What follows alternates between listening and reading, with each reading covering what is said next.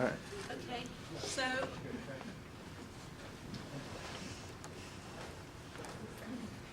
the reason I wanted to look at all of this material is that I felt that sometimes people spontaneously switch into spiritual dimensions, other existential dimensions, and I felt if they didn't have a framework of understanding, then they could become confused or distressed. I was really lucky when I had experiences. They were psychics, shamans, mediums, whatever. So my experiences were completely normalised all of the time. So, and I just felt that sometimes if people haven't got that, then they can slip into distress or think they've got a mental illness. So, and I think this point, people may carry out negative actions if they've got voices that influences them other than human beings. I'm not going to look at extreme experiences because I think we've got an understanding of what they are. What? It's this thing of data overload. It's expanded clairvoyance, can't be stopped, bombarded with inner experiences, difficult to cope with, daily life. So too much data coming in. So let's look at religious experiences for a while. The best book I've found on them is by Marion Rankin. She wrote it in 2005, and she says experience can be mystical, numinous, paranormal, clairvoyant. They're usually transformational, or a sensory feeling of the divine or a higher power. People may feel they've got expanded perception, or they see angels or deceased relatives. So there's a whole range of people that come under religious experiences, and that's really annoying, isn't it? There it is. So there's different kind of religious experiences that are respected. So things like Moses seeing the burning bush was accepted. Florence Nightingale hearing God's voice telling her to set up hospitals, that was accepted. Florence Nightingale. Saint Bernadette, who saw the Virgin Mary at Lourdes, and then people now go to Lourdes, and the Roman Catholic Church has recognised that 69 of the thousands of healings are real miracles and happen there. So these have been accepted religious experiences.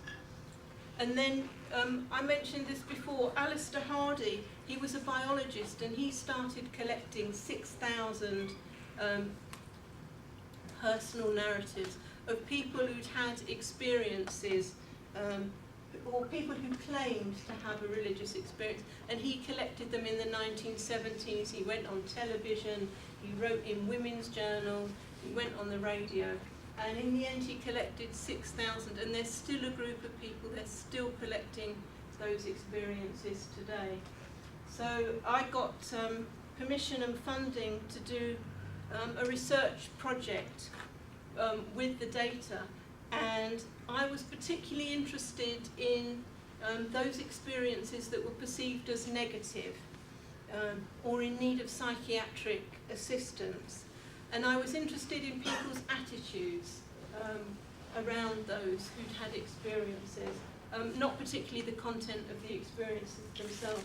And it was written up in 2007 called Insanity, Explanatory Models for Religious Experience. It was interesting because such was the fear around mental health that that organisation, God bless them, lost my report for 7 years. So, because it just wasn't, they thought religious experience had nothing to do with mental health. So the fact that I was looking at negative experiences. Anyway, it was found in 2007 and published. So, And what I found was, this is the whole report in 3 slides, if you want academia. What I found was there was a link between a fear of insanity and silence. So people didn't speak out if they had those experiences. The underlying assumption was that any kind of visionary or auditory experience was a symptom of schizophrenia at that time. Whereas sympathetic psychiatrists would say, no, it's just a religious experience, because you need to have a certain set of conditions to be diagnosed, in theory. So there was this silence. And the whole question of looking up on this, on the Alistair Hardy archive, people said that the boundaries of the self were fluid. Perception can be experienced beyond the body. So instead of perception being in the head or in the body, perception was could be located outside the body. I think they call it non-local mind now. But I found in India the self was made up of different things, of things that occurred before birth or beyond the body, as well as this gold assumption of postnatal experience, that you can only have emotional distress after birth, rather than things happening before. And I know I said I'd carry on and talk non-stop, but never mind. So in some societies, a human being is considered to be both physical and non-physical, and some elements precede and survive death. And I just thought, well, let's deviate for 2 minutes. What do you think a human body consists of?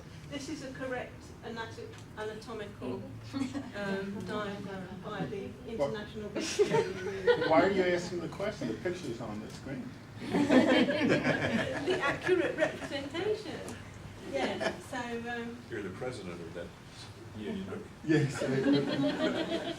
So can we just have a quick? What do you think a human self is made of? What's the body made of? Where's the beef? What else? Sorry? A materialized version of the implicate order as described by David Bohm.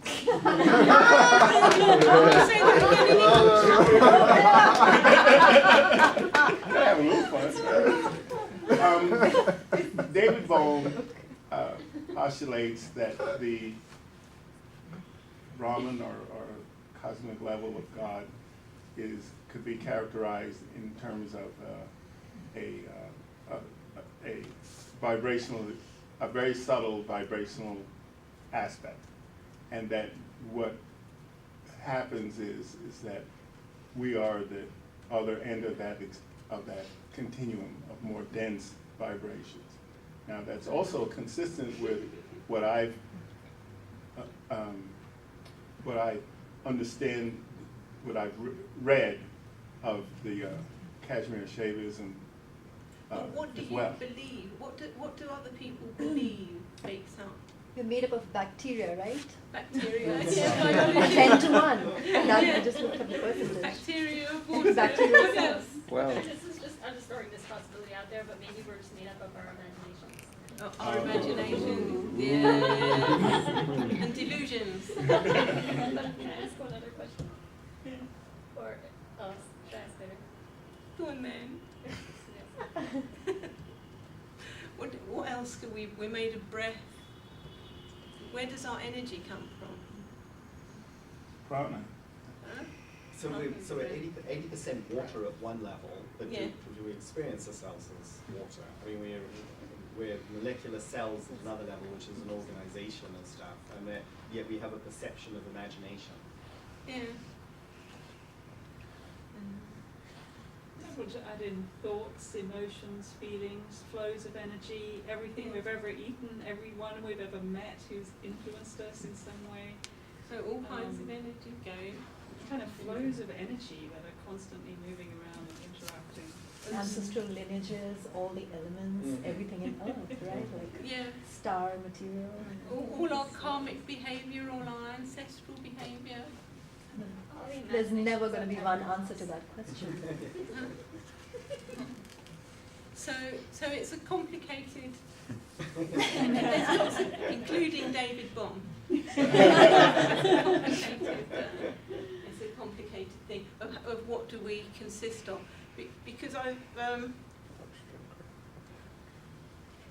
it's really interesting, because I wanted to find out, when I go and do seminars with healthcare providers, what they believe about death, because it does influence what they believe about mental well-being.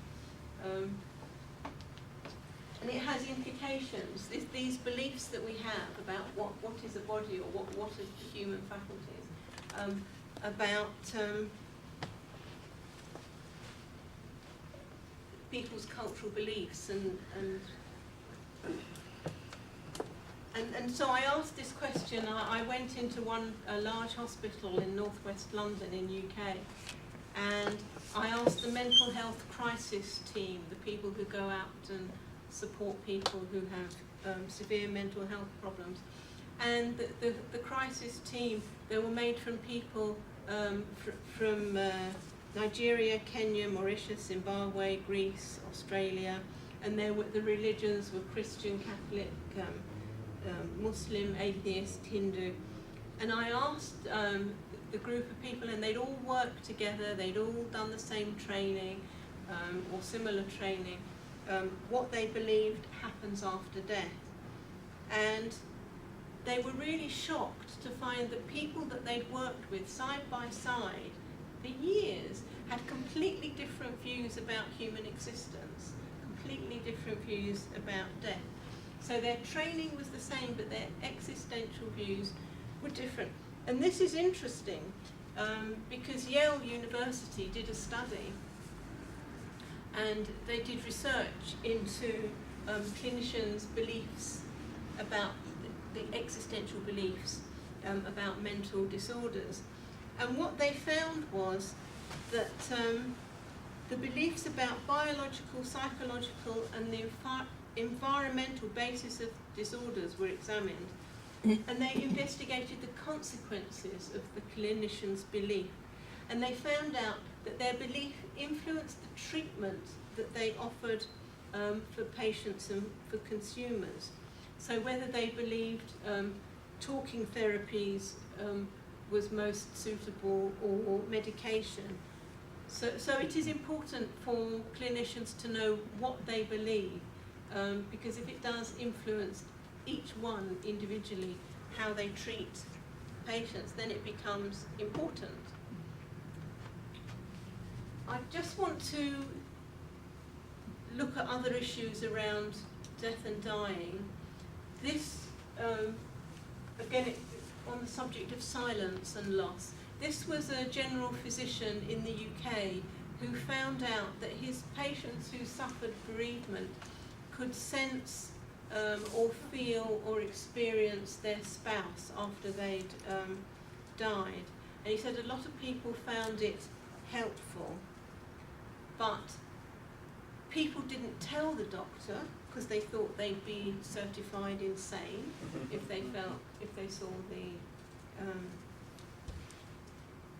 they saw their partner. Freud dismissed them as psychotic hallucinations. The clergy, the priesthood, thought they were contrary to doctrinal belief. So he made this study. I've only got one slide of each of these things because of the timing, but there's similar study was done in the USA with bereavement, and it seemed that it was the same proportion of people who saw or felt touched by the presence of the partner. It just raises that issue: what is reality? Were they imagining it? Were they really seeing it? Did the partners really come back as some kind of phenomena? And then there's Peter Fenwick, who's done a lot of work on end-of-life experience. He's a psychiatrist in the UK, and he became interested in the phenomena that people have on their deathbed, as opposed to near-death experiences or out-of-body experiences. So these were experiences that people had when they were really dying, and he said sometimes people felt the need to talk about those experiences because they seemed to be a symptom. They seemed to support people to go through the dying process, and people could have a past life review or see relatives or pets. And because of the assumption, because of the silence and the assumption around visionary experiences, they tend not to be reported. But anyway, Peter Fenwick has done this book, End-of-Life Experiences and a Guide for Carers of the Dying. So again, we've got psychiatrists doing research into visual and auditory phenomena that they assume to be present. And Michael? Can I just quickly say, I think I can fit in here that working with people in extreme states, especially without medication in these sanctuaries, one of the predominant things that always appeared was the deep, overpowering concern and even being overwhelmed about the question of good and evil. And you know, in the United States, almost 60% of us believe in original sin, and that when we die, we may end up in internal punishment. Doing therapy with people, especially in extreme states, it's very frequently that's a huge factor that, you know, we're raising our children with this terror of eternal damnation. And you know, I'm not trying to step on anyone's belief system, but just clinically, especially people when they're not medicated in extreme states, that's often a huge kind of process of integration to go through. So we're in a culture, we talk about what we believe. The consensual reality is that we're fallen creatures of original sin, and that if we don't do certain things right, we're going to burn for eternity. So that's neither here nor there. Sell them some indulgences. That's the fix. Sorry, say Yeah. that again. Sell them some indulgences. That was what the church did. If you give them money for indulgences, that's time off in hell and purgatory. Yeah, and that was going on for ages. Yeah, you know. you can get them from the Sisters of Perpetual Indulgence here too. It didn't go away. Yeah. But it's interesting because I spoke to the psychiatrist in India. I spoke to Dr. Basu about his original sin, and he said it's a Christian thing, or it's a Western thing, because they don't have that concept. He wasn't familiar with it at all, original sin. So the people are born into sin. So, but it's obviously, it embeds itself in a culture. And it may be that it's a level, sorry, I'm editing what I'm saying. If people are here and there's a level of purgatory where people are ghosts but don't go over to be ancestors, that may be the original purgatory. People are caught. That like the Tibetan bardo concept. Maybe I'm not so familiar with that, but a distressful place. Sorry. But how do they, in that way, from my point of view, it seems like a whole group of people being condemned to low caste, which are considered as dog eaters and sort of subhuman. I mean, I don't know, how do they look at that? Where? The caste system of, the untouchables and. That's also vitiation though, right? Like that's something that has happened, like that is not the original relic model. So Oh, was it? the Oh. caste system has Oh. come down, has been vitiated historically, not that it makes it any better, like, and all forms of inequality and injustice and discrimination need to be challenged. Like one model doesn't I mean, I don't see why we're even like comparing them. Why are we talking about them in the same conversation? Because one model, when we're talking about one model, you can't justify it on the basis of something being wrong in another model. You know what I'm saying? And it's also that there's this idealised model of caste, and the people in Pondicherry said there's no such thing as caste. And then one philosopher said, well, as soon as they go outside Pondicherry, they've got to say what caste they are. So it's a conflicted area. It's a conflicted area. Anyway, the underlying assumption is that these experiences are real and occur.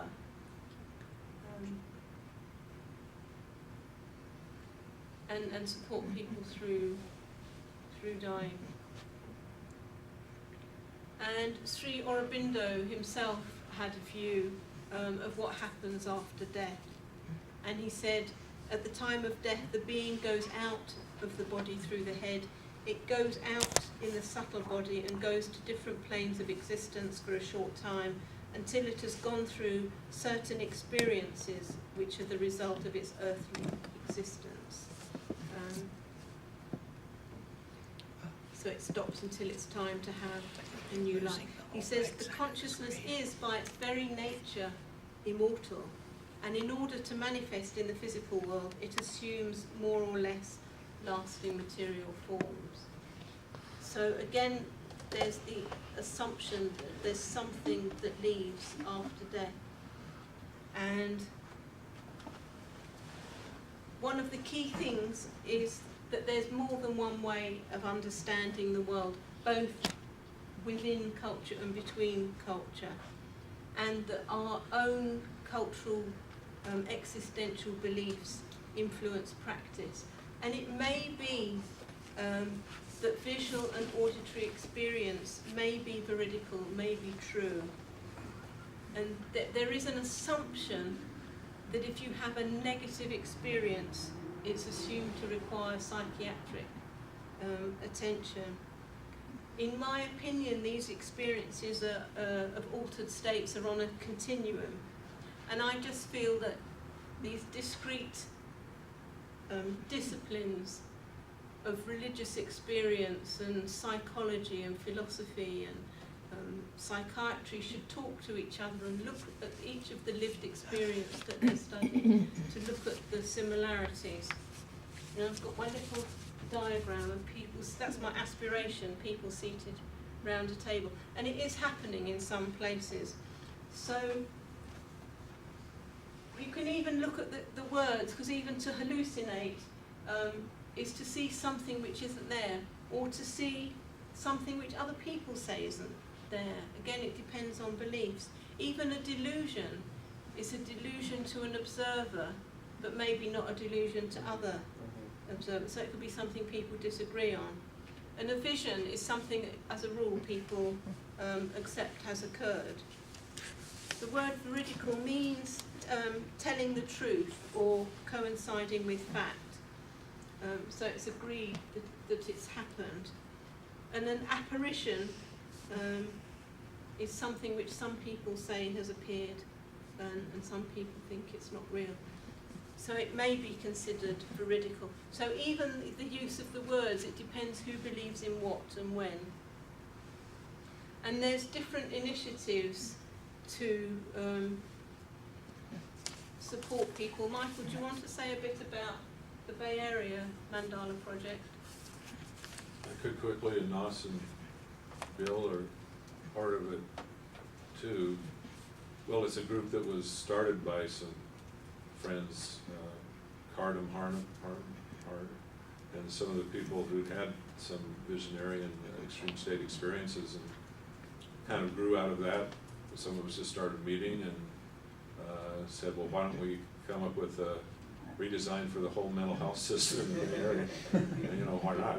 So we did, and we started doing then the grassroots work, meeting with power brokers and decision makers and mental health administrators, we're actually getting some traction around some of those ways of being with people in different settings that I was alluding to earlier about being there with a loving presence. So it's exciting that there's a whole bunch of us now, kind of, and you're part of it too, from England. So I think we'll get something going here in terms of actual trainings that we're going to be delivering, and also partnering with some of the people to get doors open on some of these holistic. Yeah, it services. becomes normalized. And I just want to offer 2 more resources. I don't know if people here know about the Icarus project or not. That's again like a fascinating resource for people who are going through extreme experiences, and they organize, I think they organize different events and things like that too. And there's also another event, I'm also studying with a West African elder from Burkina Faso right now, and they're organizing a week-long intensive that looks exactly on, that deals with like people, or so-called diagnosis under the Western model, and it's the intensive will be called Answering the Healer's Call, and it's happening in the end of May. So if people are interested, I can talk more about that too. Yeah, thank you. So there are projects going, and there is the Spiritual Emergence Project, which was after the work of Stan Groff. In the UK, there's something that's got huge momentum. It's the Open Dialogue Project, where it come from Finland originally, and it's been evaluated and researched, and they found out that talking to people, sorry, don't laugh, Strange concept. has a healing effect, and they work with the families. But because it's talking, although they work closely with the Spiritual Crisis Network, who want them to go much further about identifying spiritual needs. But it's been accepted. Open dialogue is very acceptable, and so it's practitioners can take it on easily without it questioning their the mindset. So it works. And I've done this Cultural Equalities resource training. I developed this pack. I've done it to train trainers. So it looks at all the different ways of understanding the world, and I've developed it with seminar courses, lecture questions, and I've been actually going into hospitals and medical schools and using teaching from it, and I'm looking for somewhere to have it based, because I developed it as a freelance, and I'm aware that I'm mortal and it needs to be somewhere, and other people trained to teach it who can go in to medical establishments. I wrote it really carefully. It's not challenging. It's done in the name of culture, and saying that we have to be aware of all these issues in order to meet our patients and our consumers' needs. So that's the back. But it was to open the dialogue about this. And so I want to end there, but say, is there something that each of us can do, 1 or 2 steps, to bring about positive change? Or is there something we're already doing to do that? Yeah? I'm reading a book on authentic leadership, and Michael was exemplifying what I think we need to do, and that is cultivate our experience of spirit and bring that into our lives, and that frames the actions that we take, which will be, by virtue of that process, will be authentic. Yeah. And so each one of these things that you were listing there, there's some element of that, you know. So that's what I see. Yeah. Was that clear? So, well, let's hope we can move forward with it. I think what I'd like to do now is to stop and invite everybody to go into groups of 2 or 3 with someone they don't know, and look at this question to say what you're already doing or what steps you might take from today to create change. That question we'll deal with in a minute. So thank you very much, and we'll carry on in 2 minutes. If you just turn to your neighbour or somebody you don't know and just discuss with them practical steps to bring about change. We'll just do it for 3 minutes. Well, now we really know each other. We need a third. Hear me. Then we're gonna be 4. We're gonna be 3. Oh, we're gonna be 2. Yeah. There. Oh, I don't wanna knock that.